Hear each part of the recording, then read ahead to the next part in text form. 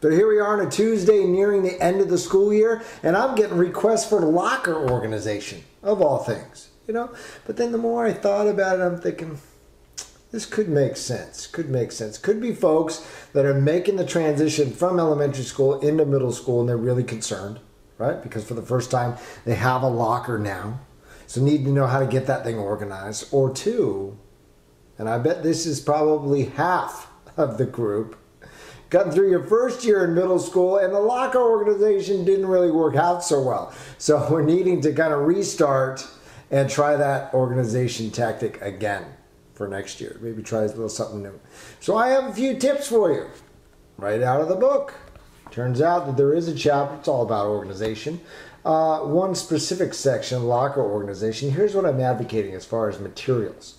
Then I'll give you a little bit on how I think those could be used. But essentially, really only 5 things go into the locker, in my opinion. One, a couple of locker shelves, depending on the size, but ideally 2. So you've got 2 different levels, and then you've got something space where you can put it on the bottom. You've got books you can put down there, materials. 6 magnets. I'll share with you why the magnets. 2 sticky notepads, a small box for extra pens and pencils, and then a magnetic container. Okay, so a lot of the magnets, and that's so that you can use the walls, you can use the door. There isn't a whole lot of space, which could be a good thing, especially if your child is having trouble getting their room organized. Now the locker just becomes an extension of the room unless you go in there with a strategy. And this is not you as the parent going in with a strategy, this is your child going in with a strategy, because just as their room is kind of their personal space, the locker becomes an extension of that. So you have to hands off. Beyond the, hey, can I help you out with a little bit of locker organization? Or when you're at the supply store, what do you think it is that we need to get organized? Here's a couple of things that I read in the book that maybe, you know what I'm saying? So give a little bit of support that way, but it is not your place to be showing up at the school and doing the locker organization for the kids. Not good. So if that was the case this year, I'm letting you off the hook. You no longer need to do that. If you're getting into middle school, no parents, that this is not something that is your responsibility. This is your child's. Okay? So now a couple do's and don'ts. Number 1, don't expect the locker to organize itself. You have to have a strategy. So you have the materials in place now. The strategy is create compartments with the shelves whenever possible. Put the heaviest things on the bottom, and then folders and notebooks on the top if you want to get ultra organized.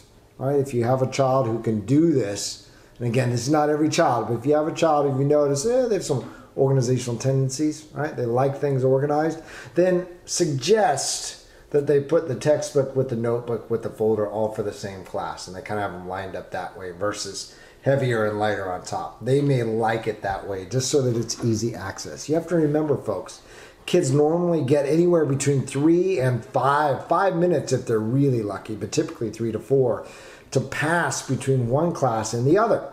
That is not a whole lot of time, especially at larger middle schools, to get from a class back to your locker, get what you need, replace what you had, and then get on to your next class. So in many cases, what I'm saying to folks is go and get things for 2 to 3 classes at a time. Stick them in your backpack or your bag, whatever you're using to carry it. That way you kind of minimize trips to the locker. You really don't have the time to get from one class to the next, stopping at your locker after every class. And kids, for the most part, kids will find this out. But it's kind of an insider tip that you might want to share with them up front. All right, what else do we have here? Keeping papers just loose in a locker is a disaster waiting to happen. Papers need to go into a folder or a notebook or a binder, right? And then ideally those binders and notebooks and folders, those go into a backpack that go to and from school. So the backpack kind of works in tandem with the locker. Loose papers, and I've seen this, it's called the avalanche. So kids go to their locker, and this is usually when they're really pressed for time. It always happens when you have no time to spare. They open the locker, and it's just the avalanche of stuff comes falling down on the ground. Embarrassment. It's not good. Not good for anybody. So ask about the folders. Do you have a folder for each one of your classes? Okay? And really suggest strongly that they keep papers inside of folders. All right, one more to share with you. Let's see here. The magnets Let's share a little bit about the magnets. The magnets and the magnetic cases that can go on the inside of the door. Those are to keep those loose materials, the extra pens, the extra pencils, and also to put notes. Notes to themselves, notes to you, papers that they know need to go home that they may, again, not have had time to put in the binder or the folder. If it has to go somewhere, put it behind a magnet, put it on the back of the door. All right, last one. Last one. I don't want to keep you here. It takes about a month for a new habit, new routine to really set itself into play. So give your child an opportunity to kind of experiment and maybe looking at other kids' lockers to see how they're organizing them. But essentially give them a month. And how do you know if it's organized? Well, if notes are getting to and from school, things that you need to find out about, if you feel like you're getting the information you need, that's one sign. The other is homework is getting returned, things, assignments are getting due, they're turned in on time. That's sign number 2. Okay, so look for those 2 signs.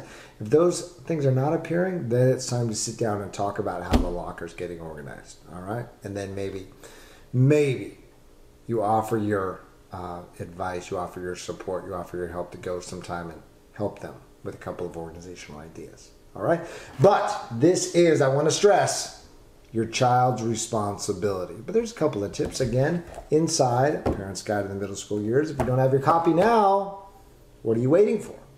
Right? Order it up. All right. Have a great end to the rest of your day. I will talk to you tomorrow. Take care.